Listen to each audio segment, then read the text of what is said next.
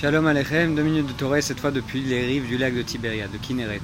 Kinneret en hébreu veut dire kinnor, un violon, un instrument de musique. Et la musique est un instrument de prière. Et ainsi, notre prière est composée de 3 parties principales. La première partie, les 3 premières brachot, Magen Avraham, Mechayem Etim, Mael Akadosh, consiste à reconnaître la grandeur divine, à lui donner toute la place, à le mettre comme maître de l'univers, et à reconnaître sa capacité de surmonter toutes les capacités existentielles qu'on connaît dans la nature, au-dessus de la nature, d'être surnaturel et dans la nature.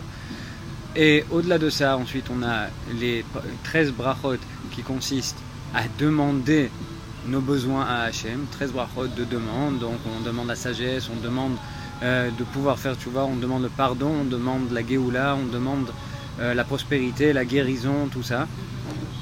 Donc ça c'est la deuxième partie. La troisième partie consiste à remercier, comme si on avait déjà reçu la chose. Et le Zohar compare ça, et il dit « Fais ta prière tachanunim ». Aset filatra tachanunim, valta aset filatra keva. Aset filatra tachanunim, c'est-à-dire fais ta prière tachanunim, supplication, et ne la fais pas quelque chose de keva, c'est-à-dire quelque chose de routinier. Et en quelque sorte, c'est quoi faire ça, une supplication? C'est se mettre dans un état où on se sent serviteur divin dans toute chose.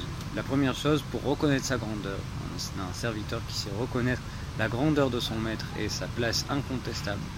Et la deuxième, de demander ses besoins à son maître de la façon la plus ouverte possible, la plus profonde possible. Et la troisième chose, c'est de remercier son maître, parce qu'il sait qu'un bon maître sert toujours bien un serviteur qui le sert bien, à savoir qu'Akadosh Baruch Hu entend notre prière.